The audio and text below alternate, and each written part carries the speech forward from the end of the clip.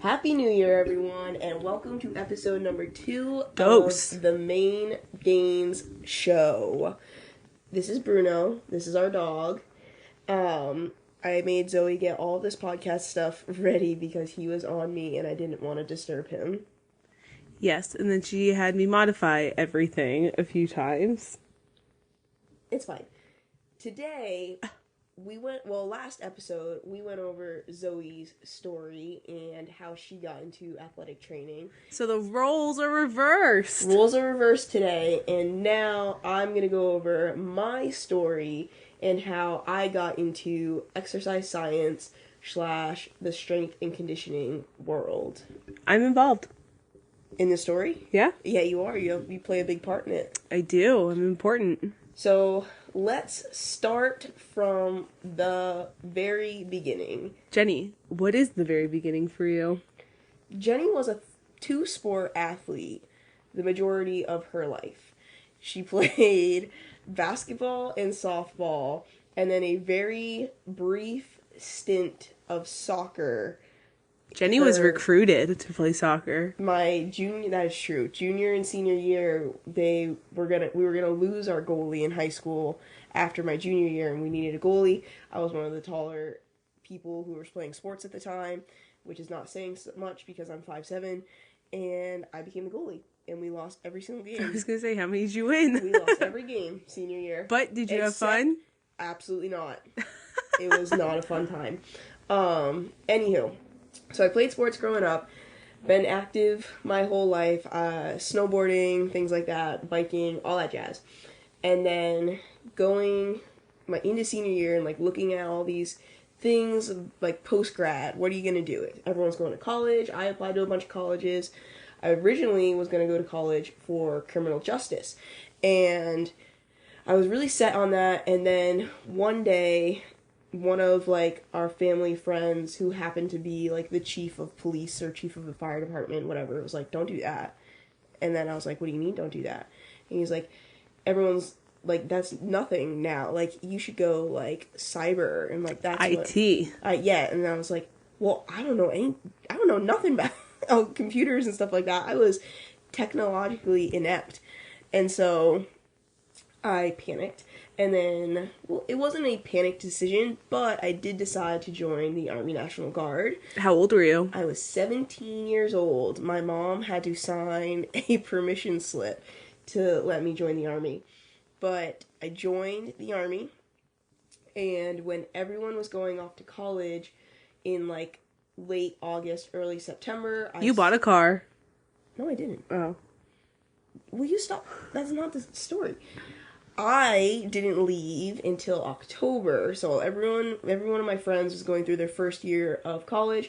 I was going through basic training down at Relax in Jackson, and then I went to Virginia for my AIT, which is basically just your job training.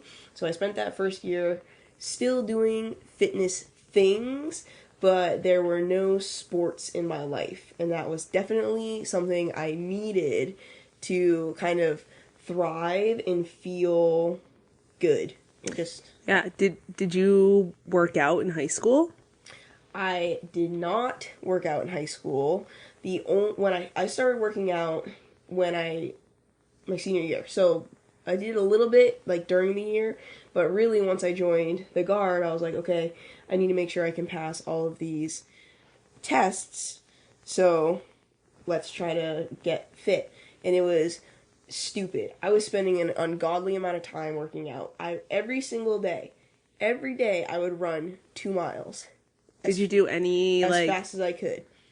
There was strength training at all? There was no warm up.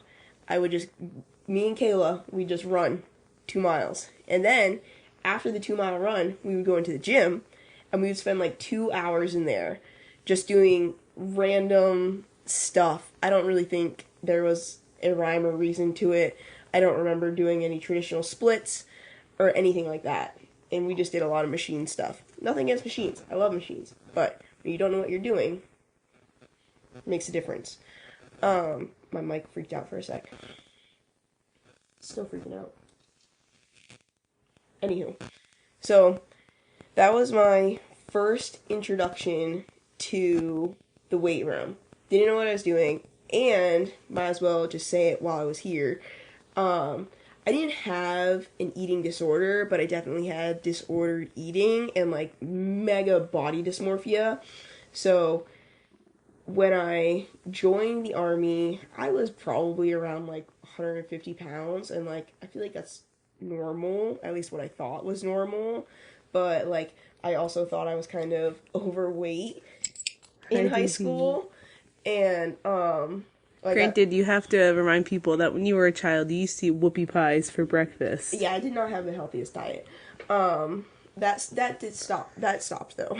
But anywho, I had this like really, I didn't have the best body image. I had some eating issues, and when I got back from my training and I joined my unit, I had gained a few pounds. Like I think I was like 155. So like not much, but it was not something I was really used to. And in the army, you have these height and weight standards.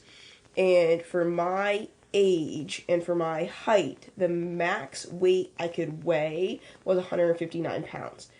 If you weigh more than that, you have to go, like, you have to get taped, and that's basically them, like, taking your, it's inaccurate, but it basically is kind of like a way to gauge, like, body, like, what's the word I'm looking for? Like, muscle mass percentage. Composition? Composition, yeah. Body composition. And so, it's silly. But I was super afraid to get taped because I also had a bonus with my contract. So, when I graduated, I was like, oh gosh, I'm like right up near the high end of my weight class. So, I'm 18 at the time. I had just gone through all my training. Same thing, right? I was gonna go to college the next year. Everyone's home for summer break, and I'm like doing like just a summer job, working at the ice cream stand. Bruno, lay down. And and so working at the ice cream stand, same thing, 2 hours a day, working out, going for a run every day, and then 2 hours in the weight room. I got down to 135 pounds in just a few, like, literally maybe, like, 2 months or so. So I lost almost, like, 60 pounds. No, 20 pounds.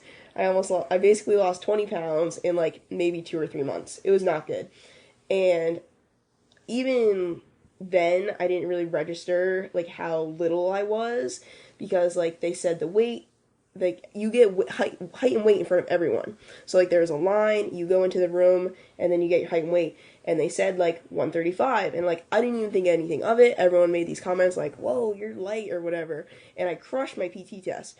But I was feeling gross, and I was binge eating all the time, especially since I'm working at an ice cream place, and I love ice cream. So, yeah, she has a tattoo of one. Yeah, so it was not good.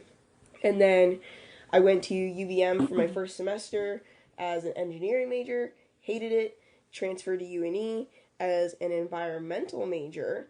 That one I didn't, or not an environmental. I was like, when was that? Where was I? Animal behavior. Animal behavior, yeah. So I was an animal behavior major for maybe a semester, two semesters. At UNE, animal behavior major is really hard. It is extremely hard, and it was cool, and it would have been really interesting, but not something that I could really see myself doing, especially after starting rugby. So once Zoe and I started playing rugby again, it was like, wow, I had this sport that I can train for to be better at, which I'd prefer over just training to train or like training for the army. And I thought it was a lot more realistic that way anyways, and I just like training like an athlete. So that kind of reignited my workout fire. Still had some like body issues and like things to work around, and when you're in college it's really hard to like manage your weight, especially with the dining halls and like it's hard, right? So it's also hard like in the weight room at school, because at least at UNE we had like Gen Pop weight room and then like an athlete specific weight room. Yeah. But when you're in the Gen Pop weight room, one, it's open to like our community, so there were like some MMA and Pepe's in there working out, but there was also like a ridiculous amount of cardio machines, and then you had like your free weight section, but then you had these like macho bro dudes that were in there like getting their spun on, and then you had like other like people who didn't know how to like do a weight room, like You had the whole spectrum, the whole gambit. And so, like, same kind of thing as did before. I went in, I would do like 30 minutes on the elliptical, and then I would just do machines. And then, this is when we were club. We transitioned to a varsity program our sophomore year. like when we joined the club knew that they were transitioning into a varsity program. Yeah. So, like, we were well aware that we were transitioning to a varsity program. And, so that's when we were first introduced to the athlete weight room and our strength coach, Lindy. And this was the first time that I had been part of like an organized strength training thing for a team, for like sport. Like the Army, that's just, depending on where you are, could be a joke. And also like for rugby in general too, because we had teammates who were very fit and like knew their way around a weight room. We had teammates who had never even played a sport before, so it was a wide. Yeah, so we had a lot. And so sophomore year was really when I got like engrossed in the weight room, and I really became not like in love with, I mean, I love the weight room, but it was more so like, how can I use the weight room to get better at rugby? Because I was and still am like obsessed with rugby. It was just one of those things, like the sport clicked, and I definitely thought that I was better than I was, but I think that worked out for me in the end because it's led to some pretty cool things. At this point in your journey, had you found like the fitness influencers that you still follow today? No. Or were you just like kind of starting to find them? Because it was probably around this time. It was very new, the fitness influencer thing, because let's see, that's 2016, 2017-ish area. So the first fitness influencer that I really like was drawn to and that I still follow is Steve Cook. Dude's yoked. I love him. He's like the only one that I really was like that's who I can remember, and like those I would watch his YouTube videos and all that stuff. And Steve also enjoyed training like a bodybuilder and an athlete, so he would kind of do like this hybrid thing. So I would do his programs, which caused some issues because like we had the programs from our strength coach, and then I was trying to do this other thing. Anyway, basically because like I was hard-headed and I was thinking that I knew what to do, and I did not know what to do, but I was also trying to find the best way. The perfect program. Yeah, which does not exist. I tried to find it. But anyway, you like looked really intrinsically at this point with yourself. Yeah. Let's back on track. So, fell in love with the weight room, fell in love with rugby, was realizing that animal behavior might not be the path for me, mainly because I needed to pass Chem 2 and I couldn't. Jenny really loves animals and really loves dogs. So animal behavior was like it for a little while. But then I kind of wanted to be a vet.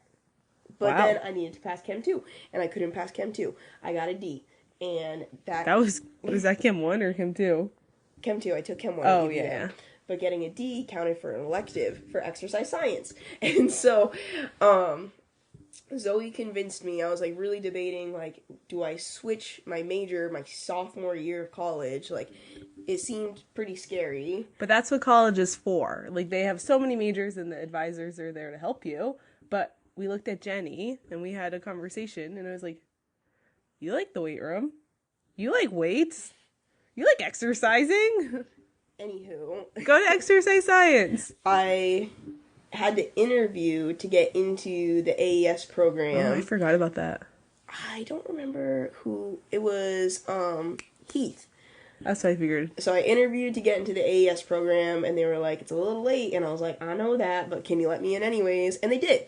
And so going into my second semester, sophomore year, I was an AES major, so Applied Exercise Science. So if you're going to college and you're worried about picking a major, don't be, because I changed mine 3 times. 3 times in And 2 different colleges. And 2 different schools. So you'll be okay. So exercise science, spent the next 2 years taking those classes, playing rugby, learning more about it, trying to like get better, get more fit and more athletic.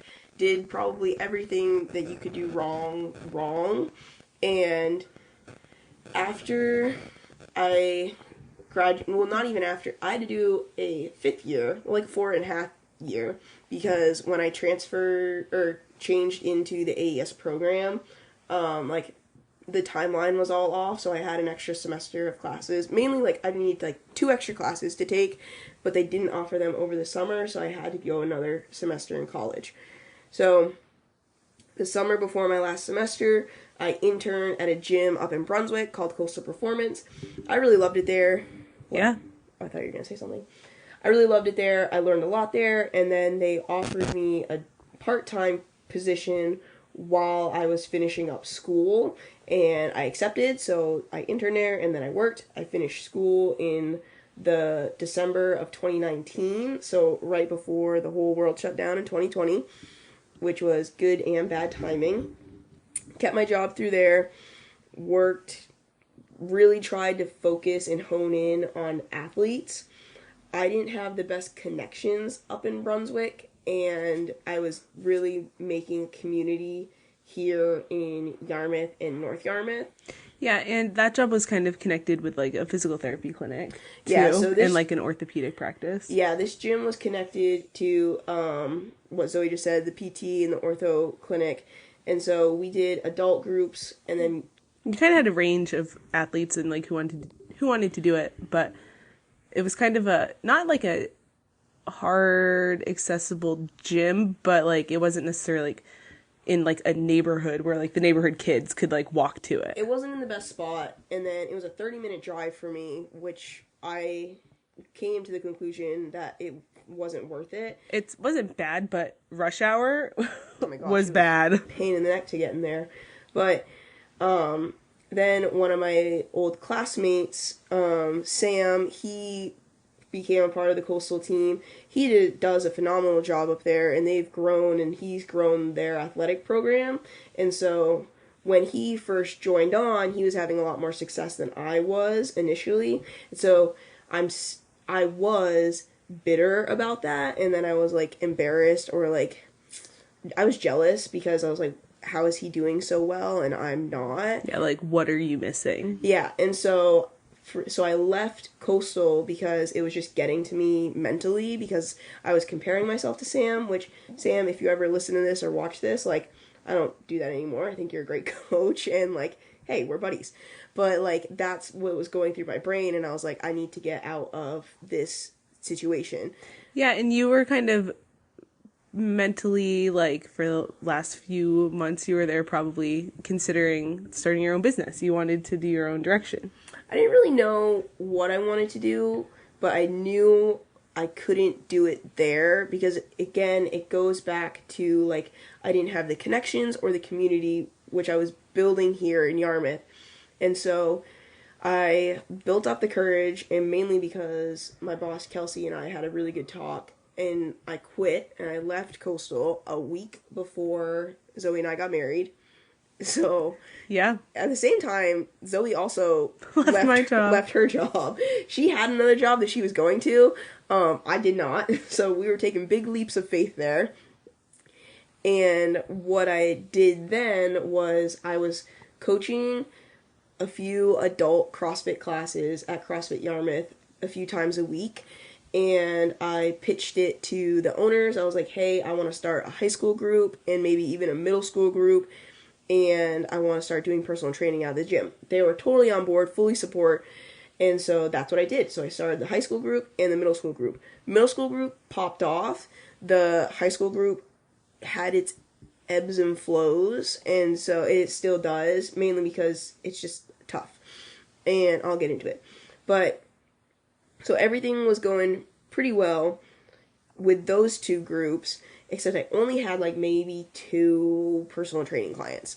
So it was stressful. Like, if you ever start your own business or go off on your own endeavor, like, you see all these people, like, you constantly think that they're grinding or like they're working 24/7.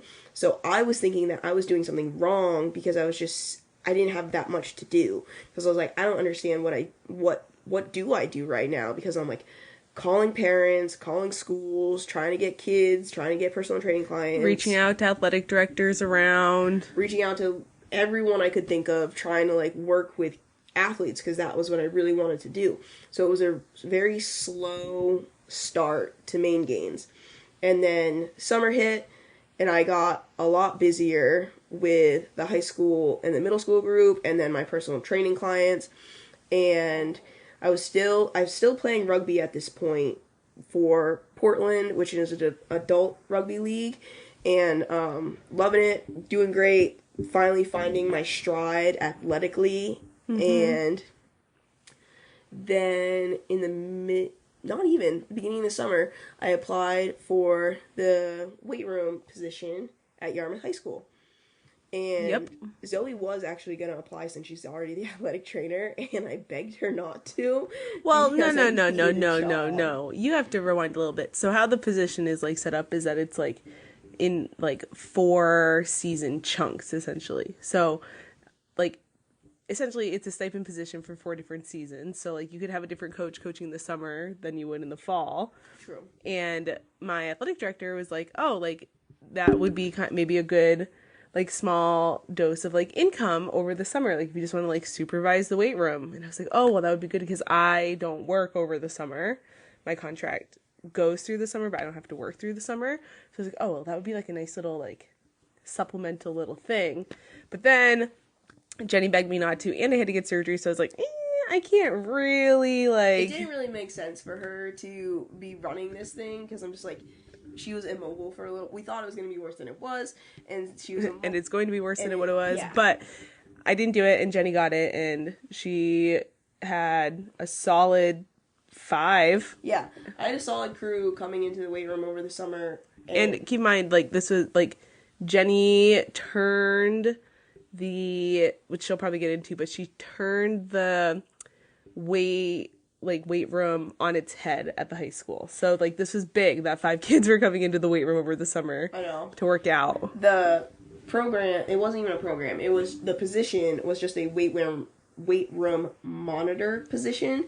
And my goal was and still is to transform that into a strength coach position where I actively work one-on-one with every single team, programming for them, coaching them, and kind of managing the schedule of the weight room, and even the kids who come in and just use it for open gym. So, summer, I had a consistent group of like 5 boys that were coming in, all cross-country runners, and then maybe 1 or 2 hockey players. And so, I did that. They followed my programming. It was awesome. And then this past fall, I kept that momentum. The middle school program did unfortunately have to pause because I work at the high school in the afternoons, but I still have my high school group going at CrossFit Yarmouth, and then I'm working with the Yarmouth High School and still doing my personal training stuff. Yeah, and you used to run the middle school, like, right after school. Yeah. But that doesn't work anymore. So that's kind of was my journey from high school, loving sports, and then going to college, joining the Army, missing sports, going to college, finding sports again, and then, like, reigniting that passion and being like, hey, this is something I actually want to do for a living. Yeah, so when you were in high school, you had a weight room, but did you have a strength coach like you are now? For the first few years, no. I didn't even step foot in it. And then... Was it like old school style weight room? Like... It was pretty nice. I think it was pretty nice for a high school. Like, it was the rubber floors, like the horse stall mat floors. We had open squat racks, and then we just had some machines and a lot of open benches. So I thought it was nice. I never really went in there during the school year, so, like, if all the boys were using it or whatever, like, I wasn't aware.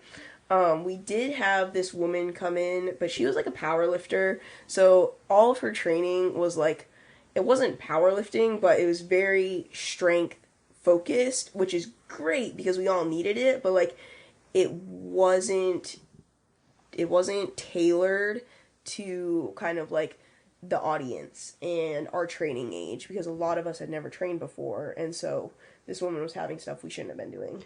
Yeah, so when did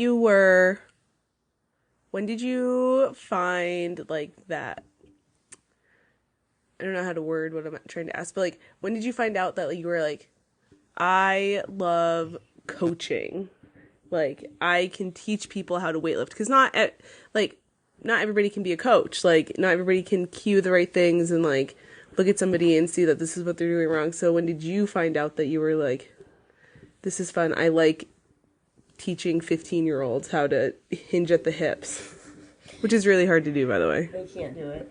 My internship at Coastal was the first time that I really wanted to like, because being in the college athlete setting, I definitely wanted to be a strength coach. I was like, I really love this. Like, I love the environment. It's a lot of fun. I could see myself being there. And then working at Coastal, I got to work with a lot of youth athletes, and I put myself in those positions to work with them, and then I just loved it even more. And from a realistic standpoint, it's just like, if I can work with these kids when they're in high school, I can set them up for better success when they're in college, so they can either not necessarily be ahead of their peers, but just like be ahead of the game and like already have a leg up, so like their coaches are like, oh, like you know your way around the weight room. I know, I feel like now it's kind of like expected that kids have kind of like gone to the gym and like personal trained and like worked out and stuff like on their own. And like, don't get me wrong, like in our community, like people are affluent enough to have those services and like pay for those services and stuff. But like when I was in high school, like I didn't have money to go out and hire like a personal trainer and stuff. And like my weight room was more of like a weight room coordinator thing. Like they did some stuff, but like, and like we went in as like some team, but we didn't have like a set person, like and I didn't frequent it enough to go do that. And so like when I got to college, I was like, what's a hang clean? What's a barbell movement? Aw. Did it go to sleep? No, I did only have 30 minutes. Sorry guys, there were video recording just cut out and I just realized that. That's okay, we'll keep rocking and rolling because this is a good episode. At least in my mind it is. If you're still with us. Yeah. But, what'd you ask me? I was just saying how it kind like, Oh, yeah. So, yeah. I remember. So, I don't know, like, I think that's why I find the high school strength coach position so valuable, because even though we are in a very affluent community, there are kids who can't afford to go to get personal training or even join the small group. So this setting at the high school allows them the same quality programming that I do for my personal groups, my private groups, in a public setting, and they get it for free. Yeah, and it gives them a better introduction into the weight room so that when they get to a college like weight room, they already know how to like do a power clean or a hang clean or an accurate squat, or like what a quality movement looks like. Yeah. And I also just want them, like, I think what it really comes down to is I want them to have opportunities that I didn't have. So I was an okay athlete in high school, right? It, like, at my school, I was probably one of the better female athletes, but I don't know, that's saying much. And so, I think that's doggy interference. I know Bruno's on the thing. Anyway, so then when I got to high school, or when we got to college, I was like, still, like, I would say one of the more better athletes on our team. Like, just saying from like an athletic, I know, Toot your own horn, girl. I'm just saying from like an athletic standpoint and background, like we had a lot of people who had never played a sport before, or like it was a one sport thing, so I feel like I had more range than most of them. And like on our team, a lot of people looked to you for athletic cues, like in the weight room, I think, because people thought that you were very fit. If any of our prior teammates listen to this, they're probably going to be like, F you, Jenny. Honestly, probably. But, like, I would go to you, because, like, you were in the weight room all the time. Like, doing your shrugs and doing your My curls. side bends. Yeah. Oh man. And so, but like it hasn't been until like this past year where I've really come into my own athletically. And so I'm 26 years old. Like, we shouldn't have to wait that long. Like, I understand that this is kind of like prime time sports age, but can we set these athletes up for success even more? Like, can I get them faster? Can I get them stronger while they're like 14 to 18 years old, go on to college and absolutely dominate, and then maybe even play after college? Because there are a lot of opportunities to play semi-pro or even like pro, whatever sport you want, in either the US or in different countries. Like, there are opportunities out there, and I want these kids to understand that like you can think bigger than just Maine. Yeah, and I mean, even on like the other end of it too, like you can be a lifelong athlete even if you're not in like an organized athletic setting. And I think that's a whole nother rant, but that I think people should keep training like athletes, and that's one of the But reasons. what I'm saying is that with you teaching 14 to 18-year-olds how to work out, like that gives them the tools to navigate a weight room and be lifelong athletes. That's another thing. I want these kids to feel confident going into the weight room in college, even if they don't decide to continue playing a sport and they're like, okay, I'm stepping into the weight room. This isn't my first time. I know what to do. I know what a kettlebell is and what a dumbbell is and what a bumper plate is. Like, I know these things, so I can structure my own workout temporarily. And I know how Coach Jenny would have set up a program. Yeah.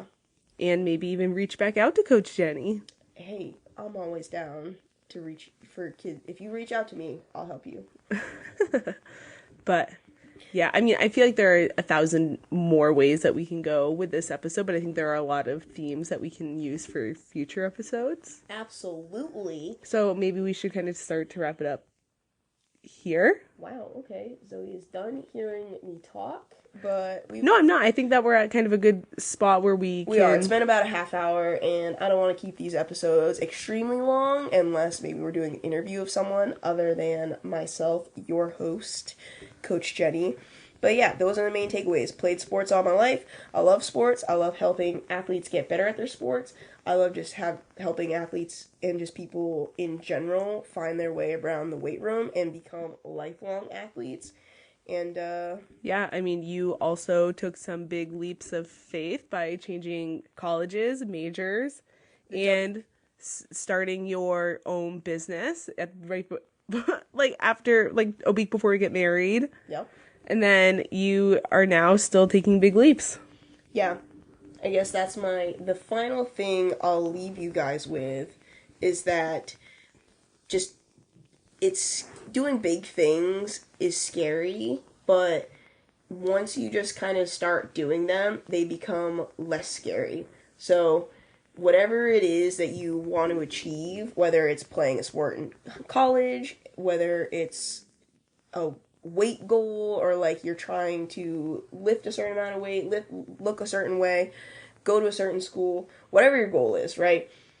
As long as you just like start chipping away at it, it becomes a lot more realistic. And before you know it, you're like, wow, this is actually happening. This is a thing. And you just have to believe, like full-heartedly believe, like, if I want this to happen, it will happen.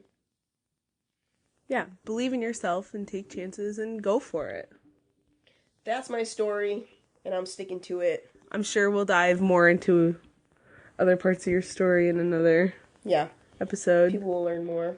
Anywho, that's going to wrap up episode number 2 of the Main Game Show. We will talk to you guys in the next one. Make sure you subscribe, leave a 5-star rating and review. Hit the gym. Hit me up for some programming. And yeah, see you in the next one.